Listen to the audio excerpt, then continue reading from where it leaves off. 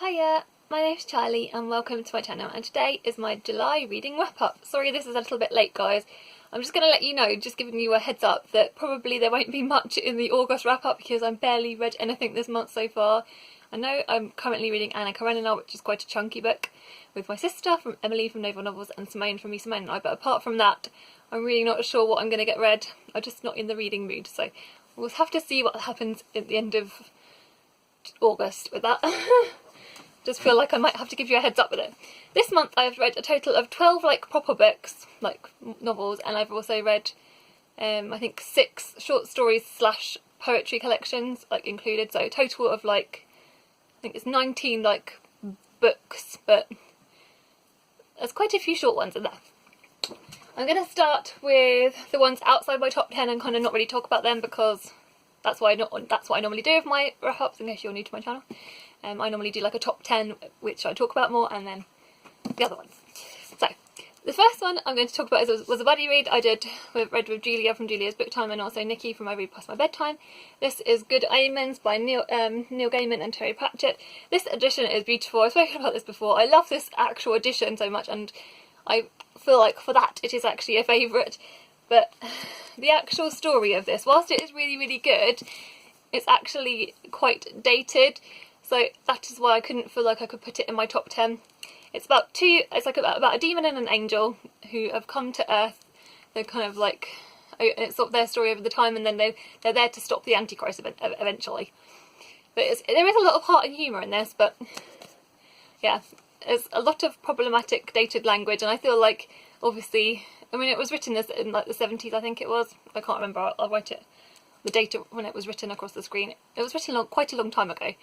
So, but still, it was. I think that kind of took me out of it when I was reading it. The next one I read was like a play. It was Hamlet by William Shakespeare. I'm sure a lot of you have heard of this, so I'm not actually going to talk about it. I read it quite quickly. This is on my poster. I actually did enjoy it. I flew through it quite quickly, and there are things in here that did make me smile, and like ironically. Anyway, it was good. It was good. I actually enjoyed it, which I was quite surprised with. So yeah. Then I read Mansfield Park, which is a buddy read with Emily from Naval Novels and Simone from Me, Simone and I. This is about the lead character Fanny Price. Again, I won't talk about it too much, but this I actually really enjoyed. I know Emily enjoyed it a lot more than me. It was a good Jane Austen. I think it's definitely one I will reread, especially as I've got like this beautiful edition, which I should have shown you that really, but. Yeah, it was good. I enjoyed it. Not my favourite.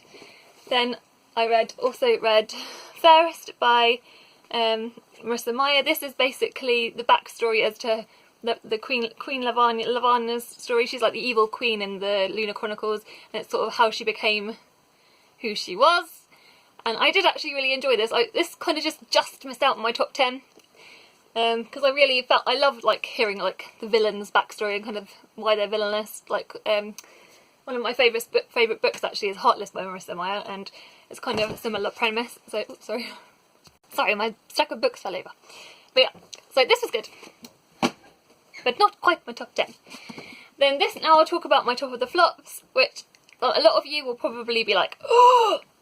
Because this is a really popular book on BookTube, and I'm really, really sorry that I just didn't quite get on along with it. This is Fingersmith by Sarah Waters. This is the second Sarah Waters book I've read, and the first one I read was Night Watch, and I actually really did enjoy that, but I felt like it took me a long time to get to the point where I enjoyed it enough. Because the end bit was phenomenal from Night Watch, and actually the last third of Night Watch I really enjoyed. This was really good. Again, it's another slow burn of a novel, and maybe that's just why I couldn't really get on with it that much. There's nothing actually wrong with it, and I'm sure that lots of you will love it, so I just don't think Sarah Waters' writing is personally for me. I just feel like everything was very long and drawn out, and I just didn't click with the characters. There was no one in here that I superly liked or rooted for. Maybe that's the point, but yeah. And it's sort of set in the 1862 this is set in, and its lead character, Sue Trindle, and it's kind of like about an orphan, and her story, something happens to, it's very difficult to explain, but yeah, I wasn't really that interested, so I don't know why I'm trying to explain it to you. I'm going to talk about the books that I did like. So I've got 4 poetry collections, which I'm counting as my number 10. So this is in at number 10. I've got 4 poetry collections, which I'm just going to put as my number 10. These are all about nature. This is The Remedies by Katharine Towers, 10 poems about trees, this is a Candlestick Press one, 10 poems about bees, which is another Candlestick Press one, and The Bees by Caroline Duffy, who you guys know I absolutely love. I read all of these when I was away, when I went away with my husband. We went to Hay on Wye and we stayed in this most beautiful hotel, which we were like looking out this balcony. It's just beautiful, and I was sat and read a lot of these on the balcony outside, like surrounded by the kind of nature overlooking the lake. It was beautiful. I feel like in the summertime a lot of us, or I personally, read a lot more nature poetry. I just feel like you can sit and read in the garden, it's just gorgeous. So for me, they were just perfect, and that's why they're at number 10. Ooh, I found another one that isn't in my top 10. Well, maybe I'll save that for another time. In at number 9 is Evil Under the Sun by Agatha Christie. This is about a character called, well, basically Hercule Poirot needs to go on holiday. So he has to sort of have a break, and whilst he's away there's a murder that happens, and it says in the back who it is. It's actually Arlena Stuart Marshall was strangled to death, and you've got to find out why, basically. And I love the books that Hercule Poirot are in. I just feel like they're always my favourite stories. I definitely feel like I need to try and go back and like go through and work my way through in order with Hercule Poirot, because then I'll just get more out of it. My husband has recently bought me the box sets, so to watch with David Suchet in, so I can't wait for that. Yeah, this was really, really wonderful, and I read this with a bunch of lovely booktubers, and also lovely Lara, so I'll put the people that I buddy read it with in my description. Thank you so much. I had a lovely buddy read. Not everyone enjoyed it as much as I did, but I personally really enjoyed it. So thank you, Julie from Hungry Bookworm, for picking it for our lovely Christie Fest. The next one is Northanger Abbey, and this is again a classic Austen, and actually I really, really, really enjoyed this. This is just such a wonderful book, and this is about predominantly the lead character is Catherine Morland, and she sort of goes to Bath and meets Henry Tilney. The thing I love most about this book is, out of all of the Austens, I know a lot of them are like, some of them are set like obviously based near Bath, etc. But with this, I really found that you really had a feel for the setting of Bath in more than any other of the Austens that I've read. And they say this is like her dark gothic tale, which I'm not entirely sure why, but I know like the thing I loved again about it was, other than the fact that with the Bath stuff, was that how much Catherine loved books, because I don't know, I just found her character really wonderful, and Henry's character is really wonderful as well. And I read this with Linda from Linda's World Books, so I'll link her channel down below again. And yeah, I just really, really enjoyed it, and again, it's definitely one I will reread. I feel like every time I read Jane Austen, the more I get out of it and the more I kind of understand it a bit better. But yeah, this was really wonderful. And it was a massive surprise, and it's definitely high up in my list of Austens. In at number 7 is A Study in Scarlet by Sir Arthur Conan Doyle. From Brian's Bookshelves hosted a Sherlock's Home read-along that week with he picks. This is well, to my knowledge, this is the second time he's ever done it, and he picks 6 short stories, and we all read them together, and then we vote at the end of the week, which is our favourite. And this was one. I just loved this so much. I read this along in that actual week, so it wasn't one of the stories Brian picked, but I always pick a Sherlock one to read that week. Obviously, this is actually the very first Sherlock Holmes story. It's sort of where Holmes and Watson meet, and yeah, obviously there's a murder, and it's brilliant. I loved this so much. Very quick and easy read. I definitely feel like Sherlock Holmes are kind of comfort reads for me at this point, and they're just so wonderful. You always know that you're going to enjoy it. Well, for me, like, I've always felt that way. So yeah, this was my number 7.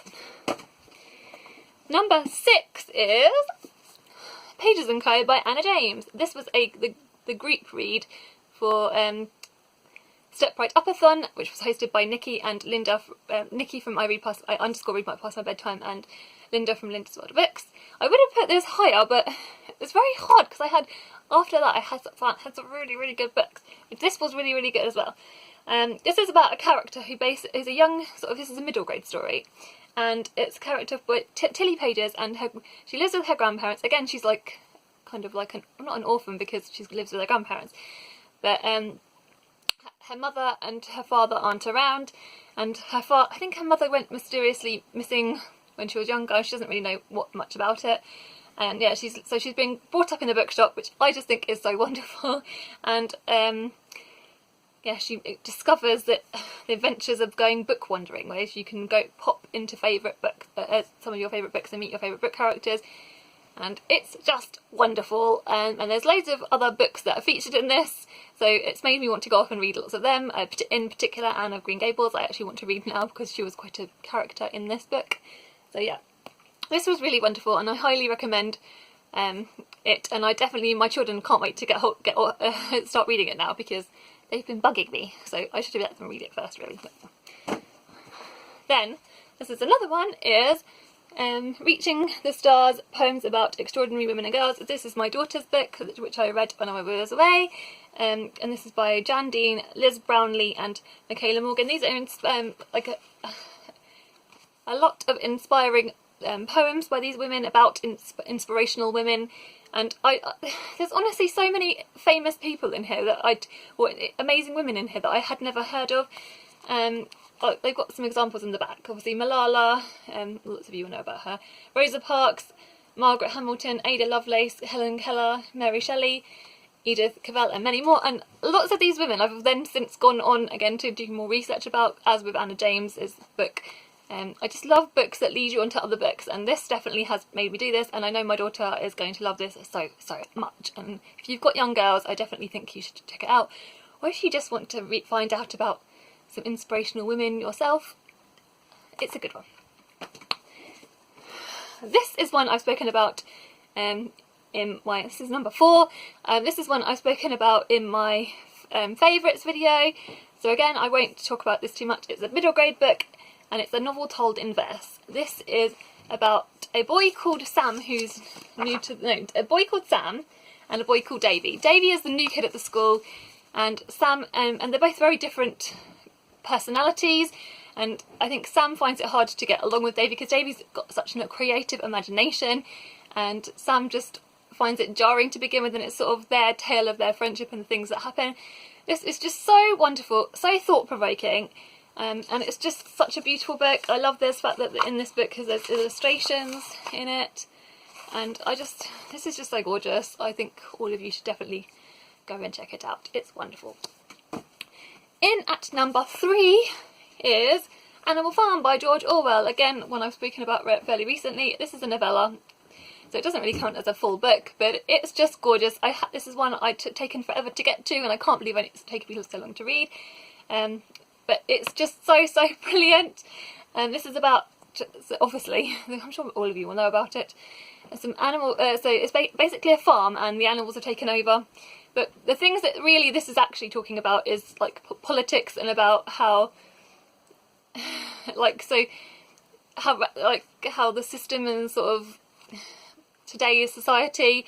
Yeah, I love how George Orwell does that. He's always writes very thought-provoking things. There's so many things in here, and I was like even I think I said in my last video, I was like, this reminds, some of it or even reminds me of Twitter, and how you could relate it to that. And I mean, there's so many things that you could relate the things in here to.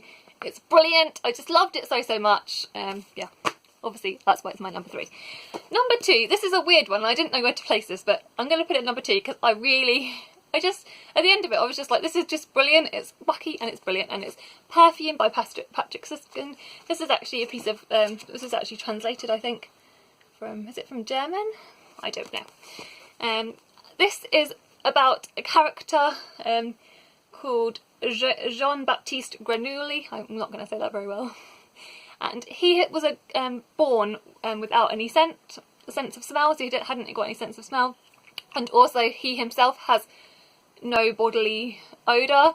This leads him then to go on to be obsessed with scent and everything to do with scent. This is such a weird story, but it basically takes you through Jean-Baptiste's life growing up, and just like even literally like his mother before he's conceived. Not before he's conceived, but when she's like from the literally very first moments of his life. And basically so I did the buddy read with Lara from what everyone else is reading. I'll leave her channel down below. I loved buddy reading this with her so much. And this has got to be one of the wackiest, weirdest books. Like, the premise on the front, it says the story of a murderer, but it's not just because the murdering bit starts so much later, so if you're expecting that when you go into it, heads up, it's not really that. It's kind of just about this weird character, and the last sections get weirder and weirder and weirder, and it's so weird, and so, I won't spoil it for you, but it's got to be the weirdest ending of a book I've ever read in my life, and it's just brilliant. For that reason, I just think it's so unique and so wonderful, and it's definitely one I won't forget. It's just, I think a lot of you will enjoy this. It is very dark, very macabre in lots of ways, but it's brilliant. So I just think this is like a masterpiece, basically, I think, personally. So yeah, that is my number 2. My actual number 1 is this ginormous poetry collection by Alice Walker. This made my favourite books of the year so far, obviously. This is her Blue Body and Everything We Know. Basically, this is a collection of Alice Walker's poetries from 1965 to 1990. And it's filled with poems about so many things, themes of race, themes of like gender, themes, it's just so many things, and so many like important people in like the time that she was growing up, people that influenced her, people that changed her, and it's just so inspirational. It literally made me think so much. I think the poems I enjoyed more were the ones that were slightly her later poems, being honest, but they were just so wonderful. Loads of them. So I can't wait to go back and reread this. And this is like quite, for a poetry book, it's more than 400 pages. You know, it's 450 pages, and for a poetry collection that's quite big. But it's just wonderful, and oh my gosh, I just love Alice Walker. I love the fact that I've discovered her writing this year. I didn't realise she actually did poetry until I found this in the poetry bookshop in Hay on Wye. And I'm so pleased I did, because this is wonderful. And if you like poetry, it's definitely one I know that you will love. And definitely, if you can't get hold of the whole collection, definitely try and get hold of some of her later works. So that is all of the books that I read this month, even though I actually forgot to include some of the short stories and this little one by Truman Capote, which was okay. Oh, Truman Capote upside down. The Domain and the Duke and Historian. Yeah. So yeah, that is my wrap up. Thank you guys so much for watching. Let me know what your favourite books of the month were. I'd love to hear it in the comments below. Let me know what your favourites were. And if you're new to my channel, I post videos on Wednesdays and Sundays, so if you're new, that is when you'll find me. Take care and sending you lots of love. Bye!